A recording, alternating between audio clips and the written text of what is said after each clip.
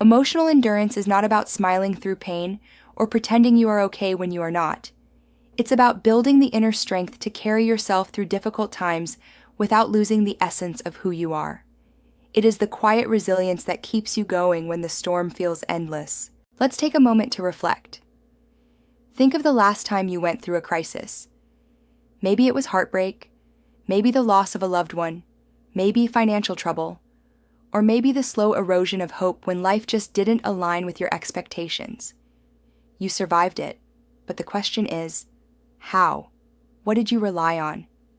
Did you crumble and slowly piece yourself back together, or did you discover a hidden reserve of strength you didn't know you had? That hidden reserve is what we are talking about today. Neuroscience studies show that when we experience stress, our amygdala, the fear center of the brain, goes into overdrive. This is why our body reacts with racing heartbeats, shallow breathing, and a sense of panic. But endurance requires engaging another part of the brain, the prefrontal cortex, which is responsible for rational thinking, decision-making, and perspective.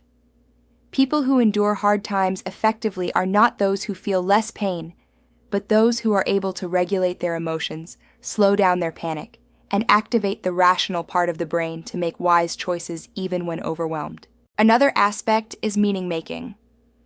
Viktor Frankl, the Holocaust survivor and psychiatrist, wrote extensively about this in his book, Man's Search for Meaning.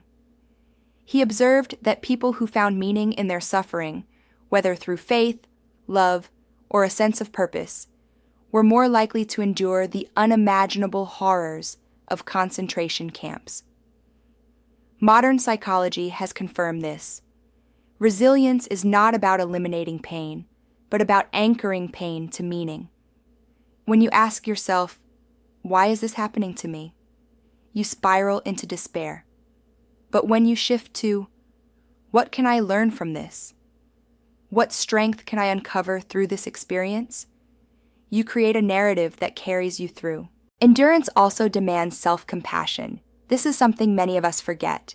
We imagine that being tough means criticizing ourselves, demanding more, and never showing weakness. But research by Dr. Kristen Neff on self-compassion reveals that people who treat themselves kindly during failures and hardships actually recover faster, experience less anxiety, and demonstrate greater resilience. Imagine talking to yourself the way you would to a dear friend who is hurting. Let us also talk about acceptance, because endurance without acceptance is simply resistance. Hard times often feel unbearable not because of what is happening, but because we are fighting the reality of what is happening. We say to ourselves, this should not have happened. My life should not look like this. And in fighting reality, we double our suffering. In Hindu philosophy, the concept of tapasya refers to the heat generated through hardship that purifies and strengthens the soul. In Buddhism, suffering is seen as an inevitable part of life, but also as the gateway to compassion and enlightenment. In psychology, we call this post-traumatic growth, the phenomenon where people emerge from crises with greater appreciation for life, stronger relationships, and renewed clarity about their values.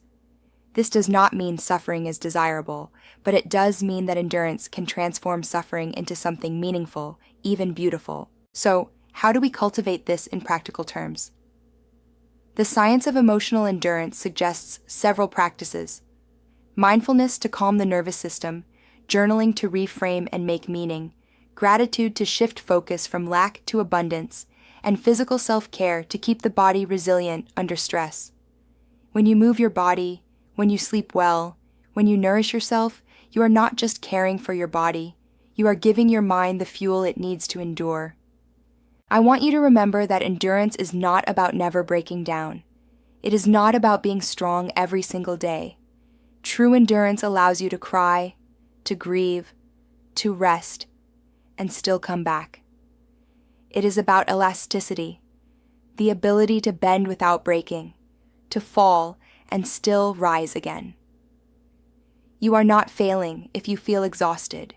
You are not weak if you feel overwhelmed. You are human.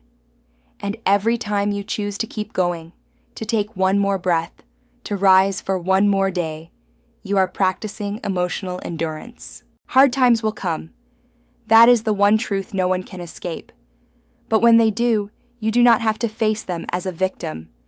You can face them as someone who has built their inner muscles, their relational anchors, and their spiritual ground.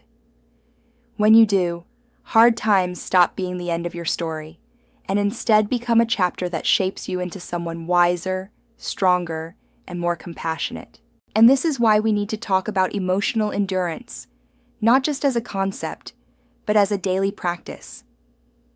Because the storms of life are not a matter of if, but when. The question is not whether you will face darkness, but whether you will be ready to walk through it without losing yourself. If these reflections resonate with you, I invite you to subscribe. Let us create a community of people who are committed to building inner strength, who are willing to walk through the storms together, and who believe that even in our darkest hours, we are not alone. Because together, we can endure, and together, we can grow.